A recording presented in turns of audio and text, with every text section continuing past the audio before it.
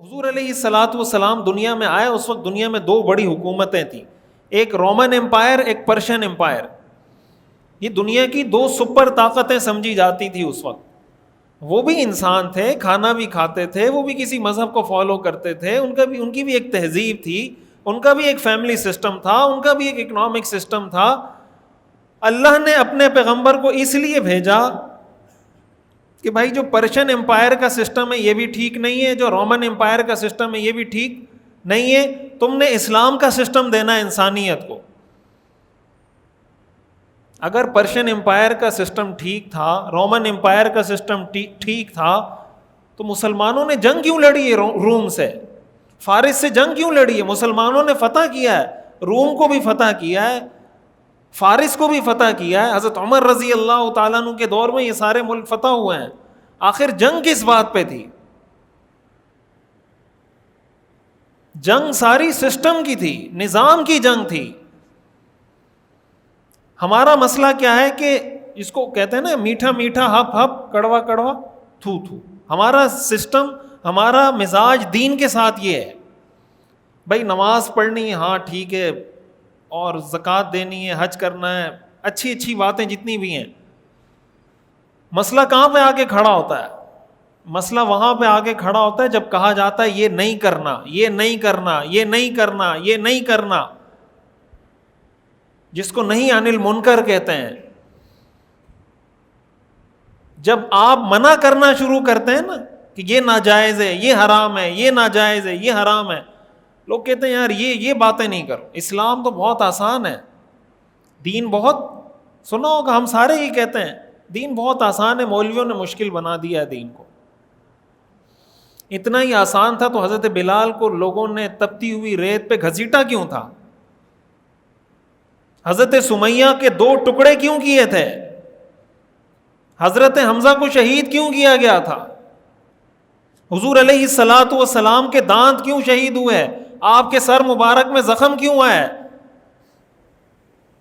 70 صحابہ میدان بدر میں شہید کیوں ہوئے؟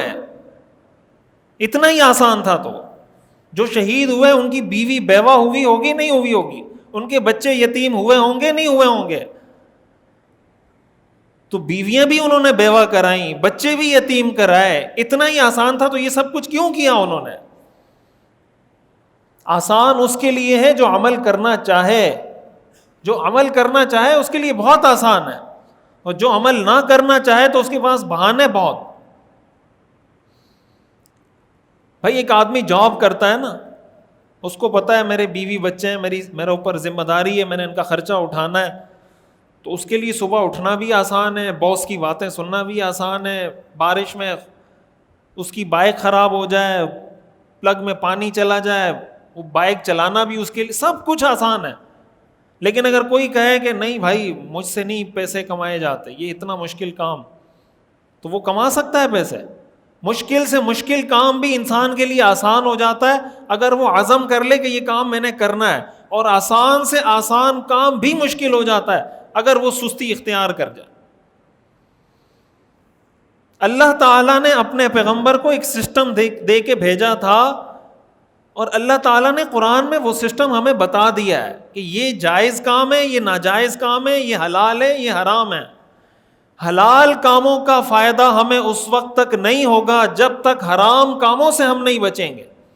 اس کی مثال آپ یوں سمجھیں جیسے آپ گھر میں اے سی چلاتے ہیں اور اے سی چلا کے کھڑکیاں کھول دیتے ہیں، تو آپ کو کولنگ ملے گی اے سی کی؟ اے سی بھی چلایا ہوا ہے اور کولنگ اور کھڑکیاں بھی ساری کھولی ہوئی ہیں، تو اے سی تو کولنگ کر رہا ہے، لیکن اس کولنگ کا آپ پہ کوئی اثر؟ آپ نماز بھی پڑھ رہے ہیں، ساتھ سود بھی کھا رہے ہیں، نماز بھی کھا رہے ہیں، ساتھ سرکاری خزانے میں کرپشن بھی کر رہے ہیں، حرام بھی کھا رہے ہیں، بچوں کو حرام بھی کھلا رہے ہیں، سڑک پہ کھڑے ہو کے لوگوں سے رشوت بھی لے رہے ہیں، دھوکہ بھی دے رہے ہیں، فراڈ بھی کر رہے ہیں، 2 نمبری بھی کر رہے ہیں، ملاوٹ بھی کر رہے ہیں، نماز بھی پڑھ رہے ہیں۔ نماز کا فائدہ کہاں سے حاصل ہوگا؟ قرآن میں آتا ہے ان الصلاۃ تنہی عن الفحشاء والمنکر، نماز بے حیائی کے کاموں سے روکتی ہے، نماز برے کاموں سے روکتی ہے۔ ہماری نماز تو ہمیں بے حیائی کے کاموں سے نہیں روک رہی، ہماری نماز تو ہمیں برے کاموں سے نہیں روک رہی۔ وجہ اس کی کیا ہے کہ ہم نماز تو پڑھتے ہیں، بھائی جس طرح نماز کا پازیٹیو اثر ہوتا ہے، جھوٹ بولنے کا نیگیٹو اثر بھی تو ہوتا ہے نا. کیا خیال ہے؟ نماز کا فائدہ ہوتا ہے، جیسے آدمی اگر فروٹ کھاتا ہے اس کا اثر ہوتا ہے نا، اور اگر زہر پیتا ہے تو اس کا نقصان ہوتا ہے، یہی ہوتا ہے نا. تو نماز پڑھنا ایسا جیسے آپ فروٹ کھا رہے ہیں، آپ گوشت کھا رہے ہیں، آپ سبزی کھا رہے ہیں، آپ بہت اچھی ڈائٹ لے رہے ہیں. نماز پڑھنے کی مثال ایسے، اور سود کھانا ایسے جیسے آپ زہر پی رہے ہیں. تو اگر ایک آدمی کہے میں نے تو بھائی 10 کلو فروٹ کھا لیے، میں نے ایسی بہترین کھانا کھایا ہے میں نے، تو اگر 10 کلو فروٹ کھائیں تو اگر ایک گھونٹ زہر کا پی لیا تو زہر کیوں اثر کر رہا ہے، اور مجھ پہ فروٹ کا اثر کیوں نہیں ہو رہا؟ فروٹ کا اثر اس وقت ہوگا جب زہر سے اپنے آپ کو بچائیں گے. یہ گناہ زہر ہیں. حدیث میں آتا ہے ان الحسد لا یاکل الحسنات کما تاکل النار الحطب. حسد، کسی سے جیلس ہونا کہ اس کے پاس یہ نعمت کیوں ہے، اس کے پاس گاڑی کیوں ہے، اس کے پاس پیسہ کیوں ہے، اس کی اتنی عزت کیوں ہے، یہ نیکیوں کو ایسے ختم کرتا ہے جیسے آگ خشک لکڑیوں کو ختم کر دیتی. جب آپ آگ جلاتے ہیں خشک لکڑیاں کیا ہو جاتی ہیں؟ جل کر بھسم. حسد انسان کی نیکیوں کو جلا کر ایسے ختم کر دیتا ہے.